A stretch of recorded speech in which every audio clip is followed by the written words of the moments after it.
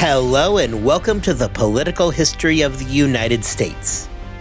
Episode 4.17, Trial and Aftermath. As the sun rose on March the 6th, Boston was a city reeling with their new reality. It had been a sleepless night in the town, as news spread of the attack by the British troops the night before. Captain Preston was now in custody and had been for a few hours. British troops had pulled back in an attempt to relieve some of the overwhelming pressure now bearing down on the city. Along King's Street, near the customs house, the snow was stained red with the blood of the injured and the dead, a testament to just how much had changed over the past 24 hours. The Boston massacre had been both shocking and yet completely expected at the same time. Since the fall of 1768, when the British troops had first arrived, this was the thing that everybody had been talking about. It was the greatest fear of the colonists. Benjamin Franklin had, the year before, written about his fears of blood being spilled. Yet, despite these predictions of disaster, a large-scale event did not take place until nearly a year and a half after the first troops arrived in the city. Despite all of those warnings over the previous year, and a sense that bad things were just on the horizon, when the feared and almost prophesized event came, everybody was left thunderstruck. For Thomas Hutchinson, March the 6th was going to be unlike any day that he had previously experienced. Working with very little, if any, sleep, Hutchinson was left facing a colony that was at very real risk of launching that same day into an open rebellion against the crown. To his credit, he had acted quickly the night before to announce an investigation into the shooting. Furthermore, his arrest of Preston and the men involved helped with relieving the immediate tension on the colony, though it opened up other troubling questions for both Hutchinson and the British leadership over the fate of the jailed soldiers. It was also a temporary measure. Arresting the men was not going to be enough. The colonists were going to expect that much more be done. Hutchinson did not have to wait long to see the colonists' reaction. The next morning, a huge gathering formed at Faneuil Hall. Unsurprisingly, it was Samuel Adams acting as the de facto voice of the aggrieved colonists. Also there that day was Lieutenant Colonel Dalrymple to represent the position of the army. Unfortunately for Thomas Hutchinson, the meeting would prove to cause him even more problems, as clearly he was not on the same page as Dalrymple. The position of the colonists was that the only solution here was the immediate removal of all British troops from Boston. Nothing about this request should be a surprise, considering that it was the exact thing that Samuel Adams and company had been pushing for since the fall of 1768. However, for Hutchinson, this presented a real problem. Questions over his ability to issue such an order notwithstanding, Hutchinson found himself trapped in between a rock and a hard place. On the one hand, he was very nervously looking at the significant threat of an open rebellion. Should said rebellion manifest itself, he was surely going to want an army there to put it down. In Hutchinson's view, the army was the thing that was helping keep everybody in check. On the other hand, it was that very same army that, the night before, had spilled the blood of Bostonians. Literally, the blood of their fellow colonists was still plainly visible, right now, right down the street. The army had to go. Hutchinson decided that the best option was to just simply punt, and deny that he could do anything at all. He explained that his hands were tied, and that there was nothing he could do. Dalrymple, however, decided that he was going to go ahead and do Hutchinson a most unwanted favor. Dalrymple spoke up and clarified that he could go ahead and remove the regiment that had everybody so worked up. It was no problem. Hutchinson, a far more astute politician than Dalrymple apparently was, probably wanted to strangle the guy. Samuel Adams, not missing his mark, pointed out that if Dalrymple had the authority to remove one regiment, surely he could withdraw both.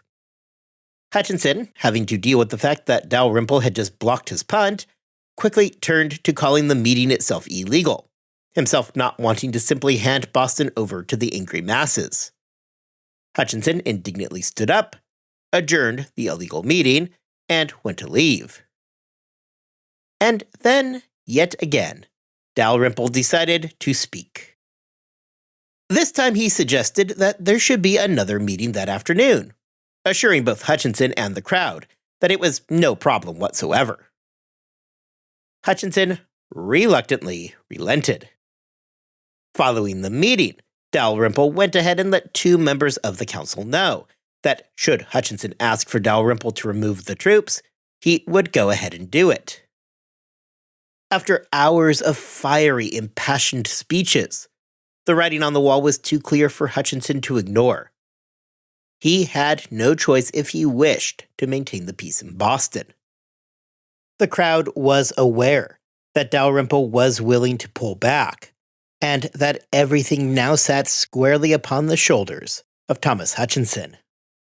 Dalrymple, wanting to cover himself, made sure that Hutchinson made the request in writing.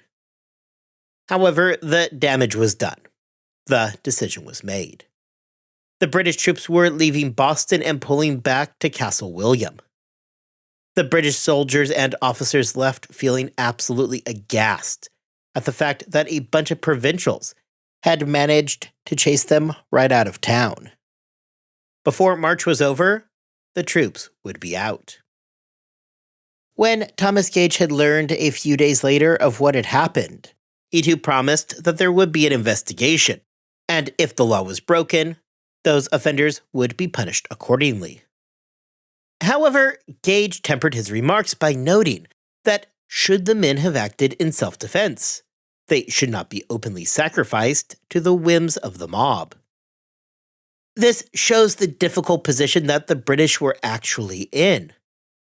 Gage knew that if he just swept Captain Preston and the company out of the colony, it was surely going to make everything worse. However, should Gage allow the process to play out, he was running a huge risk of the soldiers being convicted. He certainly could not allow for British troops to be hanged in Boston Commons. The shooting had been a stunning turn for Boston, and it was something that completely took over the colony. There was the expected propaganda battles, with Sam Adams referring to the event as being a horrid massacre. The radical camps took to portraying the event as having been a premeditated strike against the colonists, while the British supporters argued that the mob had forced the hands of the soldiers to act in self-defense. The funerals for 4 of the 5 victims, one of the 5 who would die did so following the main funeral, was an absolute spectacle. Held on March 8th, some reports have in excess of 10,000 people showing up, out of a population of 16,000. While those numbers may well be exaggerated, it is safe to conclude that the funerals were very well attended. Keep in mind that this is happening less than 2 weeks after the funeral for Snyder, which had previously been depicted as the largest to that point in American history. The service for those killed on March the 5th absolutely dwarfed it. The battle to control the narrative would be waged between the two sides for months afterwards. Both sides wanted to ensure that their story was told as dramatically as possible, to further bolster each party's position. The soldiers who had participated in the shooting that night gave deposition after deposition. All of them stuck with the story that they were acting in their own self-defense. For the British, this was going to be the party line. Gage, understanding that by the end of March, narratives of what had happened were on their way back to London, he was busy trying to control the narrative at home. What Thomas Gage really needed, therefore, was time. He needed a chance to ensure that the London public felt bad for the men who were going to be put on trial for this, while at the same time blaming the colonists in Boston for what had happened. Gage realized that these trials might not go well and wanted to ensure that, should the need arise, the officials back in London would not actually allow these men to swing from the gallows. By the time that the summer of 1770 came around, tensions in Boston had eased some, though certainly they still did remain high. Well, the risk of open rebellion had diminished, as a natural result of people having had a minute to calm down. There was still no love lost between the British and the American colonists. Throughout the summer, a pair of pamphlets would spread information of what had happened in Boston the previous March. The short narrative was the colonists' version of events, and included the now famous engraving by Paul Revere on its cover. Countering the short narrative was the fair account, which was the version of events put out by the British. Unsurprisingly, this accounting put the blame for everything directly onto the shoulders of the Boston rabble. Well, controlling the narrative was important. Everybody knew that the main attraction was going to be the trial of the involved troops.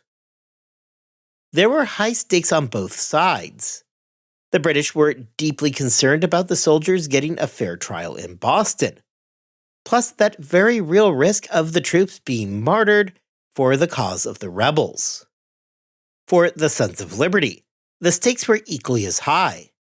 They needed the men to be guilty to support the narrative of British tyranny that they were trying to put out there. The fall of 1770 would finally see the trial of the soldiers. Gage had succeeded in getting the trials pushed back as far as possible, at least long enough that emotions could dull a bit as compared to where they had been in the spring. Boston officials had put together a powerful team to lead the prosecution. Samuel Quincy was to be a special prosecutor in the case, with Robert Treat Paine assisting him. The first thing that Preston and Company needed was a good defense, something that many of the most prominent Boston lawyers were reluctant to provide. Eventually, Preston was able to find a lawyer willing to take the case, John Adams. Adams was to be assisted in his defense by Josiah Quincy. The obvious question that pops up here is why John Adams would want anything whatsoever to do with this particular case. Adams may not have been as vocal as his cousin Sam. However, to say that John Adams was anything less than fully dedicated to the same cause would be wrong. There had been some concern by Samuel Adams that John was being too passive. However, that goes more towards his style of response rather than any actual criticism of his belief. Adams' biographer, Page Smith, makes the argument that Adams' decision to represent Preston and his men seems to have been an opportunity for Adams to show off both his talents and his independence. John Adams himself, years after the fact, pointed out his deep convictions that the accused deserved a fair trial, and that Adams was determined to provide it. If you are going to go with the version that John Adams put out there, Adams is the hero for placing the law paramount to all else. This would fit well with what Page Smith wrote, as it shows John Adams anxious to establish a degree of independence over events. However, it is difficult to look past the amount of vanity that Adams was exhibiting in the account and not wonder if, as a man who was often accused of some casual self-aggrandizement, he was overly inflating his own role. It has also been suggested, however, that Adams was picked specifically by the Sons of Liberty for the job. Josiah Quincy had agreed to take on the case after urging from the Sons of Liberty. It is also possible that the Sons had approached John Adams and requested that he personally take up the case. Now, if it sounds strange that the Sons of Liberty were out shopping for lawyers to represent the British troops, we need to consider a few things. First, Sam Adams and the Sons of Liberty believed that the conviction of the soldiers was a foregone conclusion. What Boston jury would possibly acquit? Knowing that the soldiers were going to be found guilty, regardless of whomever took up their defense, the most important thing for Sam Adams and the Sons of Liberty to do was to ensure the legitimacy of the trial. Sam Adams wanted the soldiers convicted, yet he needed there to be no question as to the legitimacy of those convictions. Therefore, the Sons of Liberty had a vested interest in making sure that the soldiers were indeed well represented, again assuming that none of this was going to matter, because of course a Boston jury was going to convict the men. We know that the leadership of the Sons of Liberty had put pressure on Josiah Quincy to take the job. Another Adams biographer, John Fairlane, points out that John Adams might have been promised future political office if he agreed to take the case. Indeed, shortly thereafter, John Adams did in fact end up with one of Boston's seats in the legislature. Whether it was for his own personal vanity, a deep-held belief in the law, and wanting to appear as an independent actor, or if it came with some cajoling from the Sons of Liberty, with the promise of a future political office, John Adams was about to represent the most hated men in Boston, who were on trial for their very lives. With the trial getting ready to begin that fall, the obvious defense for the British troops was what Thomas Gage had mentioned earlier: self-defense. Threatened by the menacing Boston rabble, with their very lives now at threat of being ended by the bloodthirsty mob, the men fired their muskets. When the trial came in late October, the first question that came up was exactly who was going to be tried and when. Were all the men to be tried together, or would Captain Preston, as the officer, be tried separately? Preston learned on the first day of the trial that the answer was that he would face charges separate of his men. This presented a concern for the soldiers. In the event that Preston was found not guilty of issuing the order to fire, would that not expose them to the full liability of what had happened? The problem for Sam Adams and the Sons of Liberty was if the conviction of Preston and his men was a foregone conclusion. Apparently, nobody had sent John Adams that memo. Adams began his attack immediately during the selection of the jury, when he managed to convince the court that he alone should be allowed to challenge jurors. It is worth noting that whereas the legal system today is anchored in statutes, such as the Rules of Evidence and Procedure, that is still not the case in the 18th century. Adams won major victories during this all-important phase of the trial, and by the time that the evidence phase began, Adams had a jury that included two of Preston's personal friends, including one man who had already been publicly advocating his belief in the captain's innocence. Pretty much everybody in the courtroom knew by the end of jury selection what the outcome of the trial was going to be. Adams had secured an overwhelmingly friendly jury for Preston. It is a baffling question why the prosecution did seemingly nothing and allowed the jury to be constituted in a way that was so clearly advantageous to the defense. This is something that historians have long debated and have been unable to reach any clear conclusions. The biases of the friends of Preston who made the jury were not a secret. It was something that the prosecution would have been aware of. However, despite this obvious reason to challenge jurors for cause, the prosecution remained silent. Between the two sides, over 50 witnesses were called over the course of a 5-day trial, an exceptionally lengthy affair for the age. Throughout the trial, we see repeatedly the failure of the prosecution to establish bias in the witnesses. On the third day, the defense called Jane Whitehouse, who testified that she had been near Preston on March 5th and was certain that he had never issued the order to fire. The problem, and where the prosecution fell short, is that Whitehouse had married Private Joseph Whitehouse of the 14th Regiment at the end of March that same year.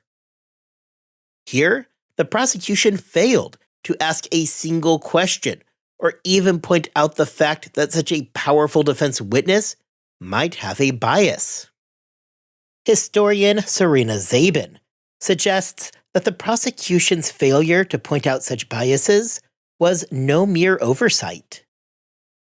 Rather, the narrative had long been that there existed a deep gulf in between the soldiers and the citizens of Boston. The touting of the idea of a soldier marrying a Bostonian woman risked disturbing the carefully laid narrative. On October 30th, the verdict came down, and to the surprise of nobody who had watched the trial play out, Preston was acquitted. The prosecution of Preston had been a mess. Historian Hiller Zobel criticizes the prosecution's decision to put their best witnesses in the middle of the trial, thus denying themselves both a strong opening and closing. Regardless of what had happened, the conviction that had just a few weeks earlier seemed so certain was now gone. Captain Preston, certainly pleased with the acquittal, quickly got out of Boston, fearing that angry area radicals may be eager to take justice into their own hands. With the trial of Preston now concluded, there remained the matter of trying the other soldiers. Here, the question turned not over whether or not there was a direct order to fire. The trial of Preston had answered that question in the negative, but rather was the decision to fire made in self-defense. Were the troops in mortal danger? If the answer was yes, they were in mortal danger, then the shooting was justified, even if those who were killed and injured were not directly responsible for creating that state of danger. It is enough if the crowd alone created that sense of danger for the soldiers. If, on the other hand, the men were not in danger and they fired anyway, then they were guilty. The trial of the soldiers got underway at the end of November. For the prosecution, their goal was simply to prove that the soldiers had been present that night at the customs house and that they had fired their muskets. The burden of proof lay on the defense to show that the men had acted in self-defense. Although the jury for the troops was not as friendly as the one had been for Preston, the soldiers did not have any close friends on the jury, much to the annoyance of Samuel Adams. None of the jurors chosen came from Boston. Samuel Adams would complain that none of the jurors had experienced what it was like to live under the Army's occupation.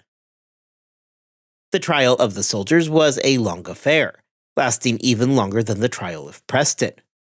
Part of this is because the court had ruled that evidence of the other fights in Boston that night would be admissible.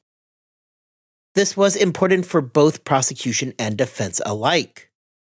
For the prosecution, this evidence showed the highly charged nature of events in the city and illustrated how throughout the town, soldiers were preparing for a fight. The defense, on the other hand, used the evidence to show the dangers that the enraged mob posed to the soldiers that night. Over 80 witnesses would come and testify as to what took place on the night of March the 5th. Here, records reflect that John Adams chose a more relaxed plan of attack, something which did cause some concern for Thomas Gage, who suspected that Adams was taking it easy in his responsibility to defend the men. On this point, Thomas Hutchinson disagreed with Gage. Understanding that Adams needed to act as a representative of Boston, if he was to secure the men an acquittal. Adams understood the complete lack of sympathy that existed towards the soldiers. It was therefore John Adams' job to act in the role of a representative of Boston and to help the jury break through those undeniable prejudices. When the verdicts came back, it was a near total victory for the defense. Only 2 soldiers, Hugh Montgomery and Matthew Kilroy, were found guilty. Not of murder, but rather the lesser included offense of manslaughter. Nobody was going to hang in Boston Commons. Montgomery and Kilroy had their hands branded, and then were promptly released. At the end of the day, the trials had not produced the guilty verdicts that everybody had assumed to be all but assured back during the spring. On the surface, it seems obvious to say that the results of the trials in the aftermath of the Boston Massacre were nothing short of a catastrophic blow to the radical leadership in Boston. How could they not, at a minimum, be a crushing disappointment that would set the movement back significantly? The truth, however, is much more convoluted, and in reality, the acquittals did little to disrupt the cause of the Sons of Liberty. To look at just why that is, we must begin by dispelling the idea that just because the trials ended in acquittals, that it meant that those same trials were complete losses for the radicals. Let's go ahead and just set aside the verdicts for a moment and focus on how the trials did help further the narrative. The trials had clearly established a line of delineation between the British troops and the citizens of Boston. Recall earlier today we discussed that witness during Preston's trial, who had married a British soldier. The trials had done much to cover up the idea that any such interaction could have ever occurred. Historian Peter Messer argues that the massacre served the dual purpose of illustrating the dangers of both a military occupation, but also of uncontrolled mob actions. Ever since the Stamp Act, mob action had proved to be a powerful tool. However, even throughout the debates over the Townshend Acts, the Sons of Liberty had been leaning towards more outwardly moderate positions, such as non-importation. Mob action made more moderate colonists uncomfortable, and it risked alienating and excluding a lot of otherwise sympathetic colonists. Practically speaking, non-importation was the more powerful tool. Recall that the British merchants were ultimately the game changers during the Stamp Act. Those local merchants tended to side with the more moderate elements in New England, and were turned off by the more violent mob actions. This is not to suggest that mobs had completely lost their necessity. After all, in the end, it was the mob following the massacre that did in fact get the troops to pull out of Boston and retreat back to Castle William. For those colonists who were not really financially able to participate in non-importation, it gave them a, albeit frowned upon, yet still legitimate means of political participation. Despite this, the Sons of Liberty were desperate to attempt to reframe the resistance in more palatable ways. Other historians argue that the failure to secure convictions during the trials was inconsequential as compared to the far more important publication of the short narrative. The short narrative always held considerably more sway inside of Boston than the fair account. The short narrative managed to tell the story of the massacre that became the accepted truth throughout New England and indeed throughout all of the colonies. Consider for a moment the full name of the work: A Short Narrative of the Horrid Massacre in Boston. The title quickly tells you exactly what you should expect. The argument therefore becomes that it was the short narrative that would stand the test of time as describing what had happened in Boston on March 5th, and that the outcomes of the trials had little impact on the lasting narrative of the massacre. Historian Neil York points out that the massacre was a tool for leverage. Bostonians were not interested in broad-scale rebellion. Nobody was looking for a revolution.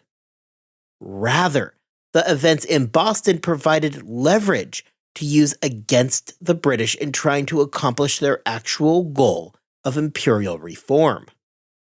The Boston Massacre was a serious event.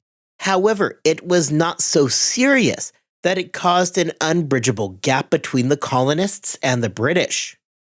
The Boston Massacre paled in comparison to future events, such as the Intolerable Acts or Lexington and Concord, events that would be far more difficult to reconcile.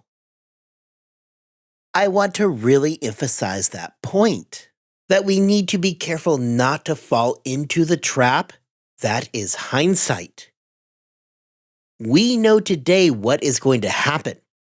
We know the way that the Boston Massacre is remembered 250 years later. The Boston Massacre was not a breaking point with Britain. It was something that could be utilized to further the Americans' position within the greater empire. Signs further point that by the time of the trials, nobody was really out for blood anymore. The delay that Gage and Hutchinson had orchestrated had done much to cool off the demands for revenge. Hutchinson noted his surprise at the general calmness of the people, both before and after the trial. In fact, there were signs months before the hearings that the temperament was cooling. Josiah Quincy had expressed his concern about taking the case on in the first place. Quincy had been reassured by the Sons of Liberty, whom he aligned with, that his taking on the defense, and indeed doing what was necessary to ensure a fair trial, would in no way damage his position within the community or the group. Dr. Neil York theorizes that this is because the Boston Radicals did not need the murder convictions. Indeed, it was already being suggested by some that leniency may be a better tactic for Boston than revenge. There was a smaller third trial that took place in mid-December that I did not mention. The trial was over a few civilians who had been charged in relation to the massacre. The trial, however, was really not that big of news. People had already moved on, and the acquittals during those trials were basically non-affairs. It simply was not important either now nor then. Furthermore, despite the acquittals, Thomas Hutchinson still found his own power and control within the colony largely compromised. Hutchinson was struggling to maintain his own power as the Boston leadership firmly established who was really running the show inside of the town.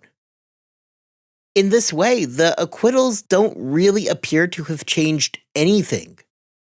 The Bostonians were in full control of the narrative, and that really is more important than any result that may have come out of the trial.